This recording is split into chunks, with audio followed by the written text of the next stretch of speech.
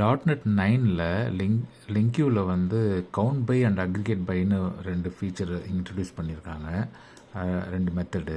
இது எப்போ நம்மளுக்கு யூஸ் ஆகும் அப்படின்னு பார்த்தீங்கன்னா, இப்போது நம்ம வந்து சில கொரீஸில் வந்து அக்ரிகேட் பண்ணணும். இப்போ கேட்டகரி வைஸ் அக்ரிகேட் பண்ணி ஒவ்வொரு கேட்டகரிலையும் எத்தனை ரெக்கார்ட்ஸ் இருக்குது அப்படின்றத கவுண்ட் நம்ம போட்டு பார்ப்போம் இல்லையா. குரூப் பை யூஸ் பண்ணி பண்ணுவோம். குரூப் பை போட்டுட்டு செலக்டில் கேட்டகரி கொடுத்துட்டு ஸோ அந்த கேட்டகரிக்கு இங்கே ஆட் பண்ணியிருக்கோம், ப்ளஸ் கவுண்ட் இங்கே கொடுப்போம். ஸோ அப்படி கொடுத்து நம்ம பண்ணுவோம் இல்லையா. அதை விட இப்போ இந்த நியூ மெத்தட் கொடுக்கறதுல இன்னும் மோர் க்ளீனர் கோடாக இருக்குது பாருங்கள். ஜஸ்ட்டு அந்த item dot count by category, அவ்வளோதான், முடிஞ்சிடுச்சு. ஸோ கோடும் சிம்பிளராக இருக்குது அண்ட் இது மோர் ஃபாஸ்ட்டாகவும் இருக்குன்னு சொல்கிறாங்க. ஸோ பர்ஃபார்மன்ஸ் இம்ப்ரூவ் பண்ண தான் இது. கோடு சிம்பிளாக இருக்குது அப்படின்றாங்க. நம்ம ஒன்லைனர் அதை பார்த்தோம். ஸ்கேலபிலிட்டியும் ரொம்ப ஈஸியாக இருக்கும்.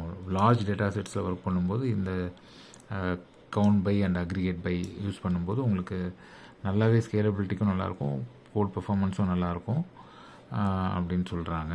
ஸோ நீங்கள் என்ன நினைக்கிறீங்க அப்படிங்கிறத சொல்லுங்கள். இது வந்து டாட் நெட் 9ல் இன்ட்ரடியூஸ் பண்ணியிருக்காங்க இந்த கவுண்ட் பை ஃபீச்சர்ஸ்.